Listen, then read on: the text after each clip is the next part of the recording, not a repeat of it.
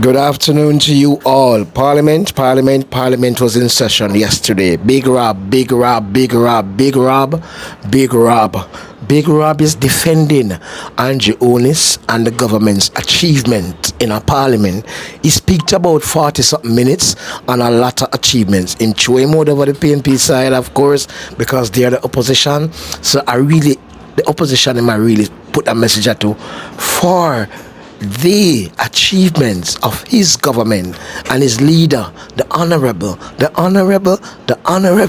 Prime Minister of Jamaica, Dr. Andrew Holness. Go down in the comment section. Give me some art. Because we now stay quiet no more, Couple months ago we did quiet, but we realized it create a problem. So we're outside now and we are speak out and we are push out the message of the government and the MPs that form the government, even the councillors. So listen to Big Rob, Miller. Remember them draw a card upon the road one day and say the road for fix, or the man say him joining at the patrol. But all along the road, you have good road leading to that bad road. So what end of them highlight the bad road and them don't highlight the good road. But Big Rob sort out the road. Poor you, Cian Barneswell. Big up on yourself. Listen to Big Rob, parliamentarian, Big Rob Miller, member of parliament, and you know of which constituency. Listen to Big Rob people, listen to JIS, listen to PCJB, listen to these people. These people have credible information. Don't follow everything we see I put out there now, the AI and the fake information. Even if for the Labour right, I say to you, check it. Worse if for the PNP, I say to you, you have to double check it. Big Rob, come in.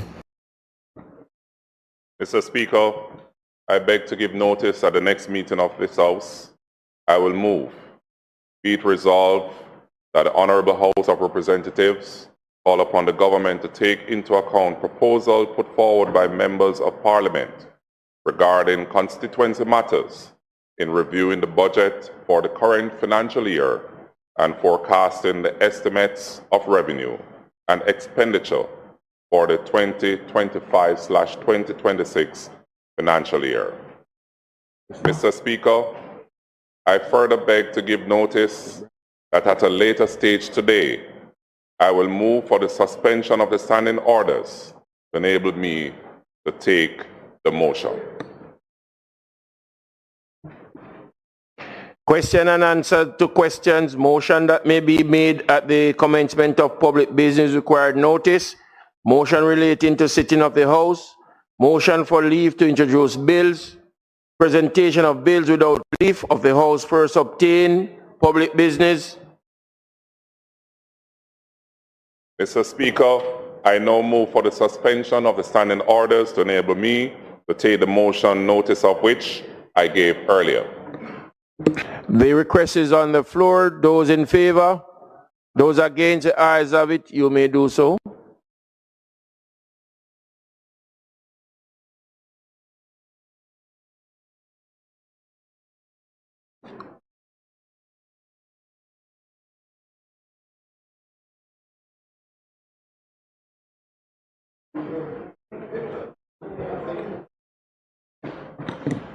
Mr. Speaker, I now beg for the motion to be approved.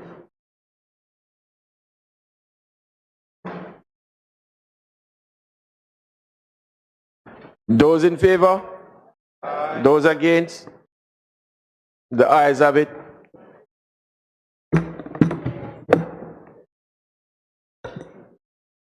Mr. Speaker, on the matter of public business, as we indicated, that we will begin public business by commencing the debate on the motion that the member for South East St. Catherine had moved and approved.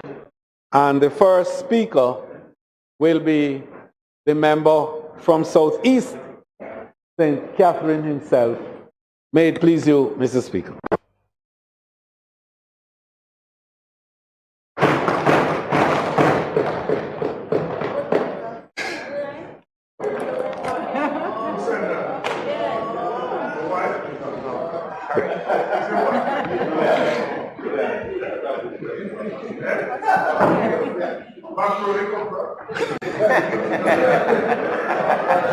Mr. Speaker, I give thanks for the serenity to accept the things that I cannot change, the courage to change the things that I can, and the wisdom to know the difference. In the good book, Mr. Speaker, Jeremiah 29 verses 11 to 13 reads, "For I know the plans I have for you, declare the Lord, plans to prosper you and not to harm you, plans to give you hope for a future. Then you will call on me and come and pray to me, and I will listen to you. I will seek you and find me when you seek me with all your heart." I am profoundly grateful to the beloved people of St. Catherine Southeastern for placing their trust in me, for always praying for me, and their kind words of encouragement, both during this term and definitely for the second term loading. The strength and resilience of our constituency continue to inspire me to persevere to address the challenges we face. Mr. Speaker, I extend my heartfelt thanks to my beautiful wife, Kristen, who is here with me today, who brought me not only a flower, but also roses. And I want to say thanks to her for being by my side throughout my endeavors, and supporting me along the way, along with our son, Liam. To my extended family for your unwavering support. Without my family, Mr. Speaker, I would not have been the person I am today. I also want to express my gratitude to Councillor Courtney Edwards and all the councillor caretakers. I want to give thanks to members of my constituency management team, executive team, for their support. I would also want to acknowledge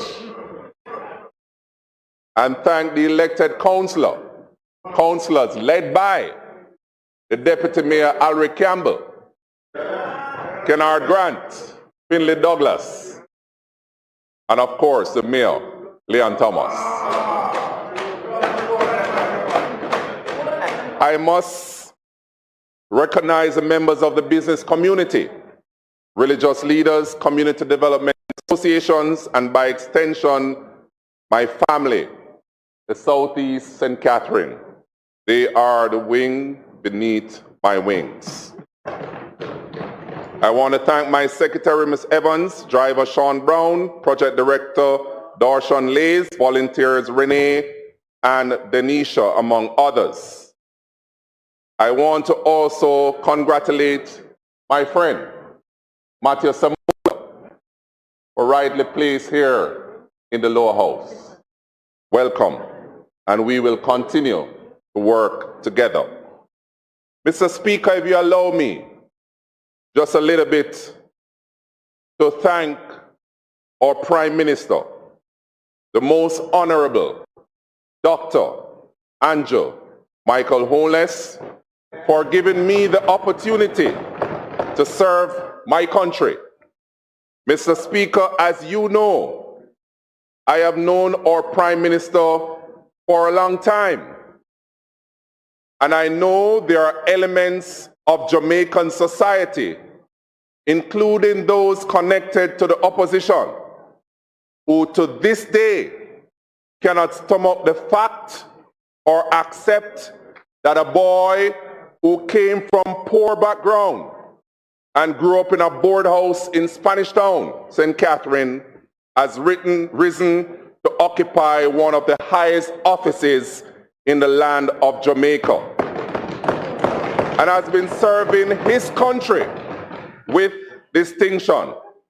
Colleagues, I know there are classist elements in Jamaican society who will never accept Dr. Holness' leadership and his rise merely because he's not from the upper echelons of Jamaica society, and therefore they will forever attempt to derogate his achievements and cast false aspersions on his character, even when it is clear there is no basis to do so. Mr. Speaker, this is the unfortunate nature of sections of Jamaican society, which has dogged the society for a long time. But I must admit, I take personal offenses when this is done to our Prime Minister, because as you know, I know the struggles faced by Andrew Holness and the hard, fair, and honest work and dedication he has put in to overcome difficult circumstances. I have known our Prime Minister from he was a boy. We attended the same school, Spanish Town Primary. He went on to St. Catherine High. I went on to the best Bridgeport High. We attended the same church, Spanish Town Seventh-day Adventist. We used to run around the schoolyard and take the bus together and discuss plans for the future. I would visit the board house he grew up in Spanish Town, and we used to talk about our commitment to work hard and fairly to take ourselves out of poverty and to contribute to building our country in such a way that gives fellow Jamaicans who face similar circumstances the opportunity better for themselves. Mr. Speaker, the person I know then has escalated his passion and zeal to make this country a first-class country and has a desire to move Jamaicans from poverty to prosperity. Why? Because he cares. And I'm proud to say he has done exactly as he said he would. Mr. Speaker, I'm confident that no effort, no orchestrated social media campaign can bring down our Prime Minister, who is a man of integrity, who has worked hard to where he is in life, both as a businessman and self-made man and Prime Minister of Jamaica who succeed.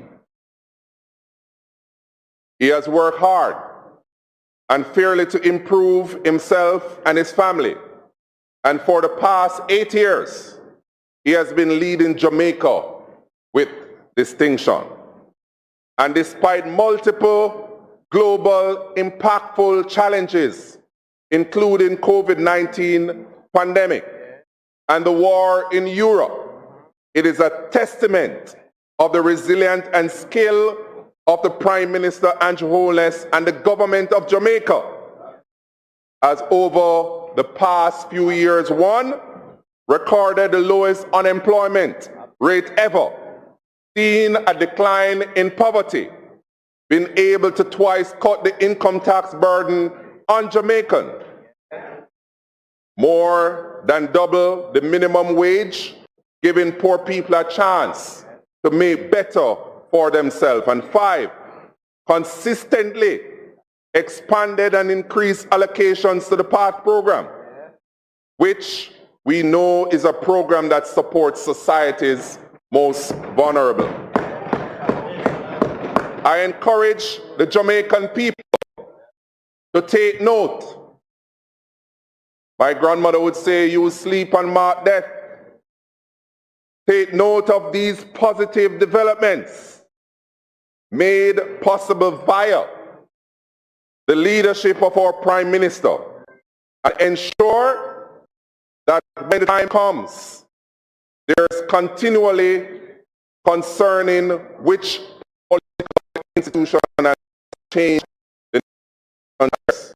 Mr. Speaker, the constituency of South East St. Catherine, and I strongly stand beside my Prime Minister, my friend, and party leader of the Jamaica Labour Party.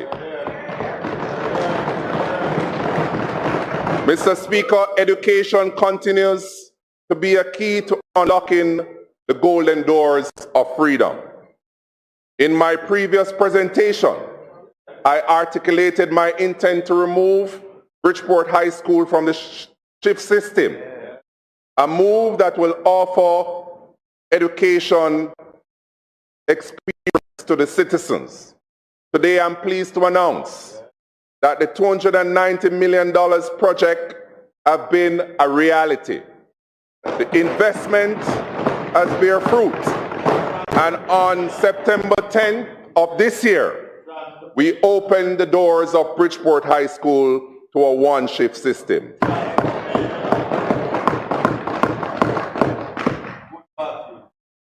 In today's world, having international exposure isn't a luxury.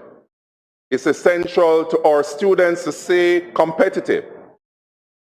Through the ongoing partnership with e-learning, we have supported over 20 students, helping them to purchase laptops and tablets for their educational pursuit. In the last financial year, over $15 million was allotted to support students in their academic programs. This includes vouchers, payments of CSEC fees, scholarships for tertiary education. By investing in our local scholars, Mr. Speaker, we are fostering a generation of leaders who will drive the development and process of our beloved nation. Education, Mr. Speaker, is a cornerstone of our future. In terms of human development, our human development programs are tailored to inspire and empower young persons who may be less skilled or academically inclined, providing them with the tools and opportunities they need to achieve their full potential. I'm particularly proud, Mr. Speaker, to say that my constituency office has employed someone who is visually impaired, and she's doing well in the office. Mr. Speaker, it's not just about serving those who are able-bodied. It's also about supporting everyone in Southeast St. Catherine. Together, we are building a community where every person, no matter their ability, can succeed. Mr. Speaker, I'd like to share a story with you. We had a father and a son, Tyrone Donald Sr. and Jr. Both graduated from the Portmore Community College last November with an associate degree in architectural drawing and construction. The son, Mr. Speaker, in November of this year, will graduate from the College of Construction Services Portmore Art Academy with a draftsman certification. The story, Mr. Speaker, is Tyrone Jr. was told to his parents at 7 years of age that he was autistic and that he would not pass the secondary school system because he would not function like the other students. Mr. Speaker, Tyrone Jr. had a mindset. He was determined to achieve his goals. He was hungry for success.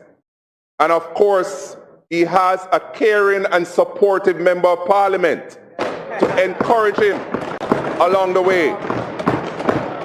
This kind of success, Mr. Speaker, shows what is possible when we give people.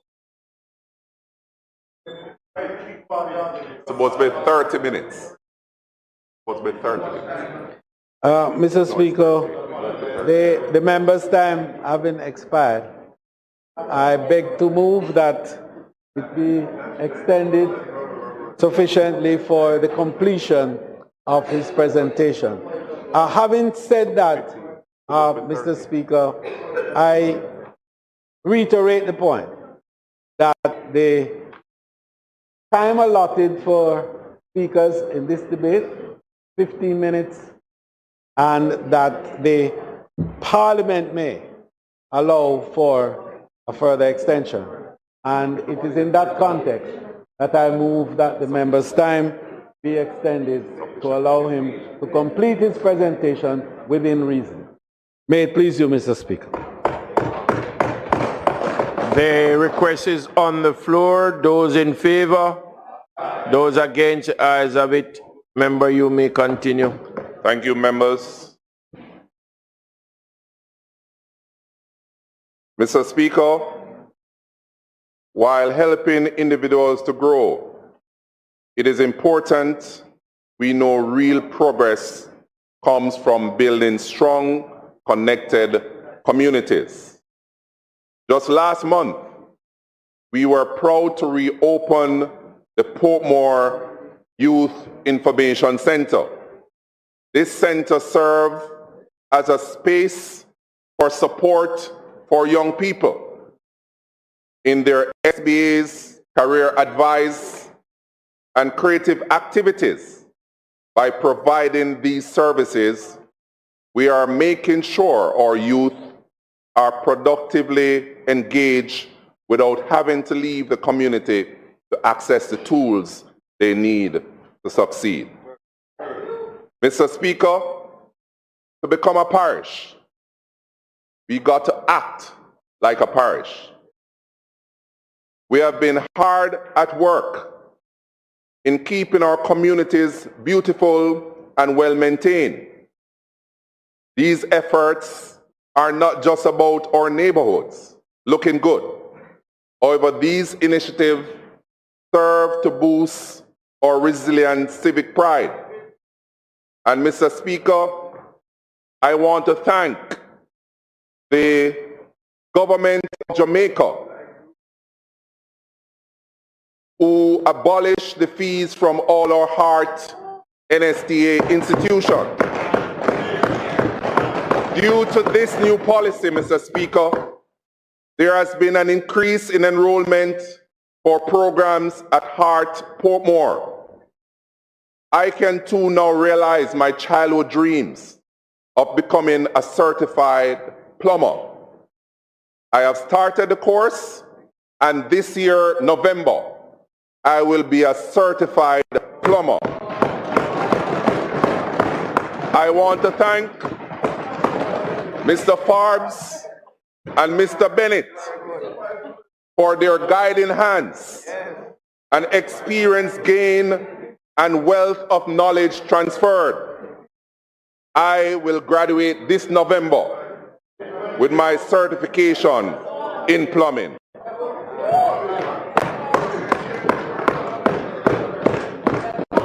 Mr. Speaker, water and sewage continues to be an issue in the constituency.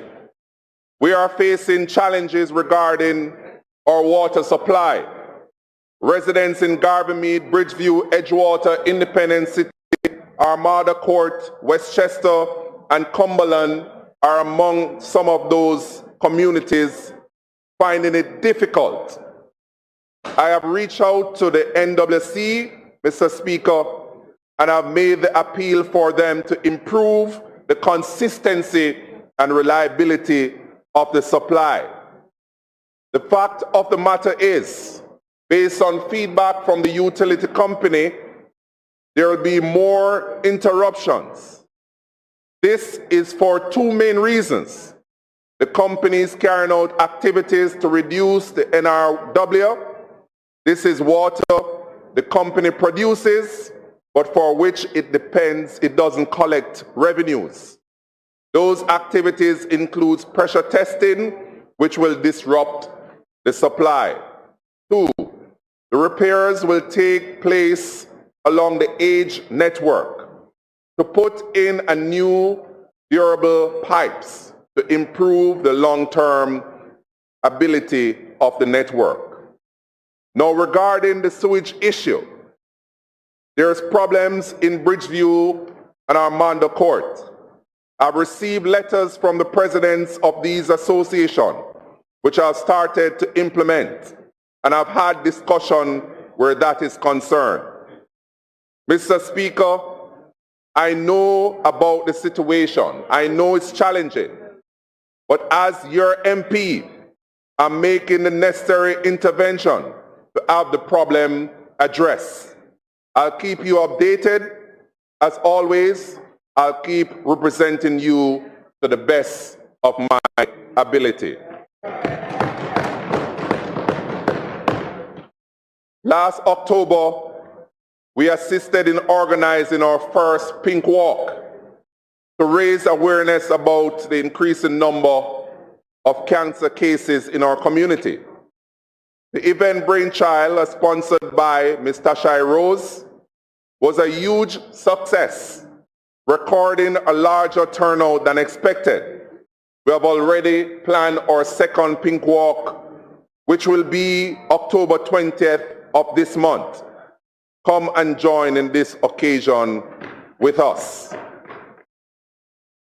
Mr. Speaker, sports and entertainment are truly the heart and soul of a community. We have just concluded a successful staging of our annual sports extravaganza. The turnout was great, and the residents came out in full force, both as participants and spectators. I want to give my thanks to our sponsors and community partners who came on board: Megamart, Home Choice, the Wysinco Group, and the Ministry of Culture, Gender, Entertainment, and Sports. Mr. Speaker, I'm placing on record my drive to place in the budget for the 2025-2026 financial year that in each constituency that we develop one green area and one sports complex so our people can have great recreational spaces as a family.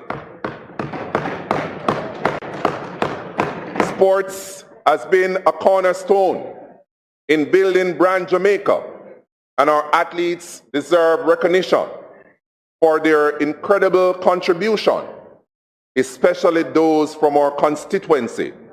I therefore take a moment to highlight some of our local stars. Two-time Olympian Jaheel Hyde, who reached the semifinals in the men's 400-meter hurdles in Paris of this year. Alana Reid, a member of the Jamaican women's 4x1 relay team, who made it to the finals in Paris, and also who got gold in the under-20 100-meter at the World Championship in Lima, Peru. Giselle Allison and Kwanya Walker, both Sunshine Girls, both brothers Justin and Daniel Beckford, who played on the West Indies Regional 4-day championship team. Edgewater Division, who won both the netball and football, who boast Premier League players. The cricket team of Bridgeport, who did well in the SDC National 20 Championship. They came 8 out of 200 teams. And Bridgeport Infant School, who emerged champions for the Alaska Infant School competition. These achievements, Mr. Speaker, are testimony to the hard work and dedication, and we are incredibly proud of them. Moving forward, we will continue to strengthen our partnership with public and private entities, citizen associations, schools, and sporting federations. Mr. Speaker, this year approximately 60 residents were selected to participate in the farm work program, giving them a chance to contribute and securing stable employment to support their families. I want to bring your attention to two brothers. I know they were on their way. Tyrese and Kareem Bennett.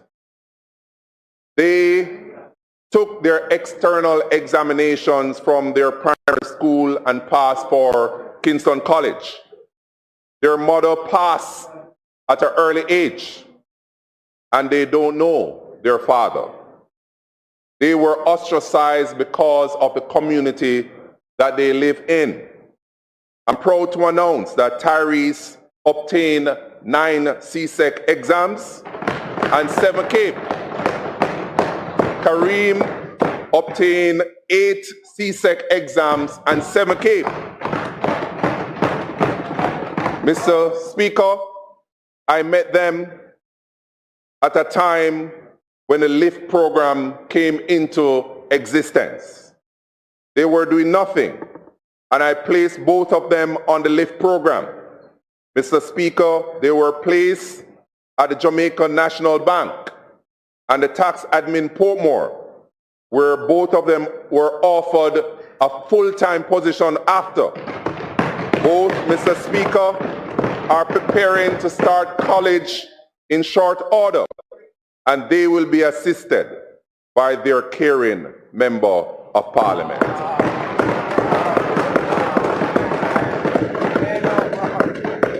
I want to thank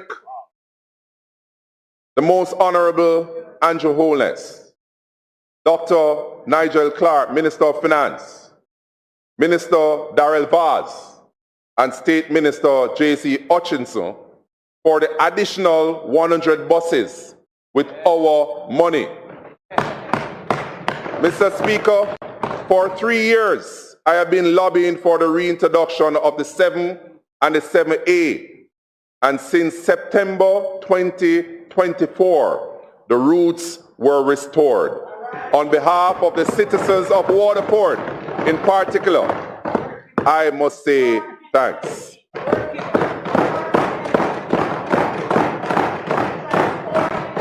Mr. Speaker, in 2016, under the visionary leadership of the Most Honorable Andrew Michael Holness, he announced the transformation plan of the NHT scheme upgrades.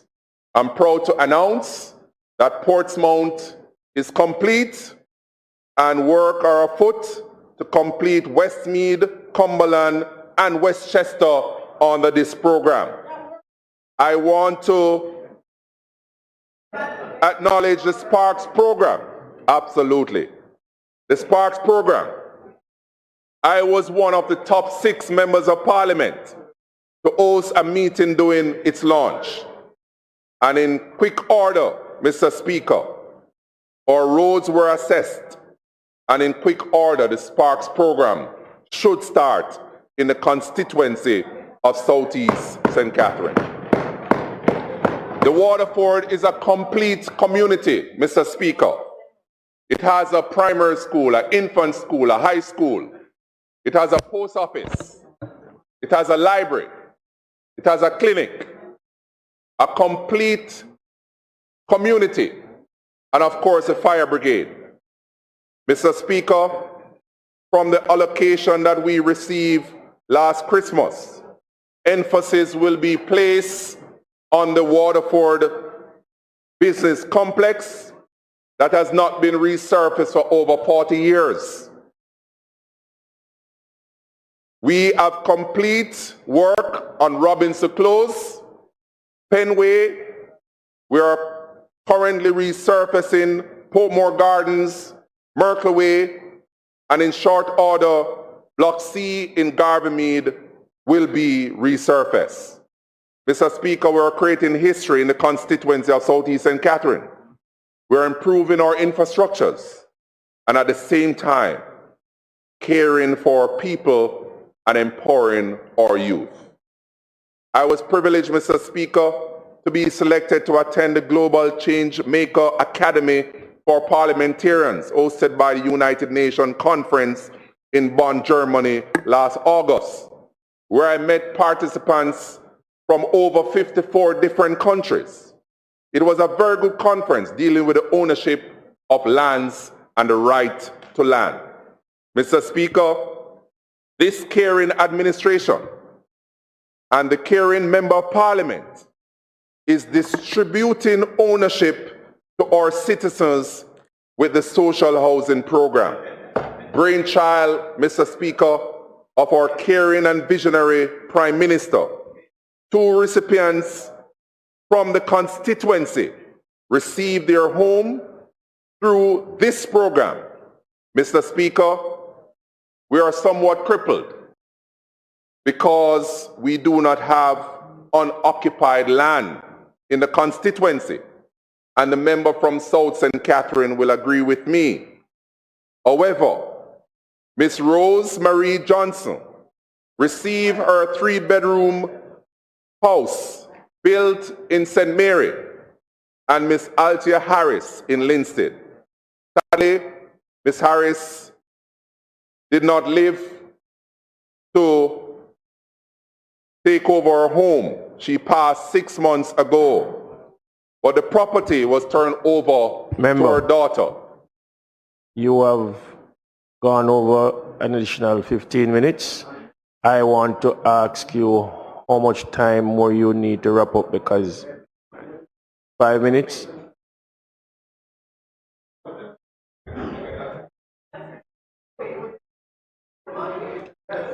Go ahead. 5 minutes. Thank you, Mr. Speaker. Mr. Speaker, we live in a technology-driven world, and staying connected is critical. I want to thank the late Dr. Daniel Dawes of the Universal Service Fund and the Minister for their remarkable work in bringing community Wi-Fi to Waterford and Port Henderson Road, affectionately called Back Road. It's sweet, yo. Creating new opportunities. So you have free Wi-Fi now. You can connect now. Please, you can connect now. I also reaffirm my commitment of improving the space commonly known as Back Road. This area also has the potential to become a prime tourist destination with its hotel, restaurant, yes, party spaces, beaches, and diverse entertainment activities.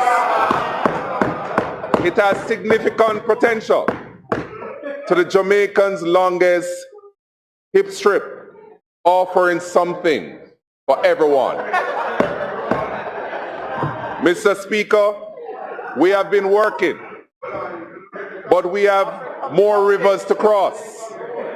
I have gained the confidence of the people that I represent, and they have found a performer in me. I intend to keep on performing. I have no doubt I have found favor with God and man as I continue to increase in wisdom and humility. I have no doubt that my constituency family has found a brother, an uncle, a father, a confidant, and a friend to work on their behalf, to lobby for them, and without doubt, with overwhelming select me to continue the work for the second term. As I close, I am reminded of the words from Psalms 19, verse 14. Let the words of my mouth and the meditation of my heart be acceptable in thy sight, O Lord, my strength and my Redeemer. May God continue to bless us. May God continue to move forward with strength and resilience, dedicated to the betterment of our beloved constituency and country, Jamaica, land we love.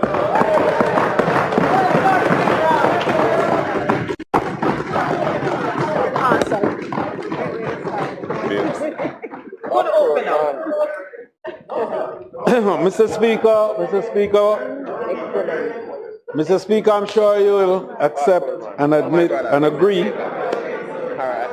that this was an excellent start, the opening for the State of the Constituency debate. I now invite you to ask the member from St. Elizabeth Northwestern to make his presentation. May it please you, Mr. Speaker.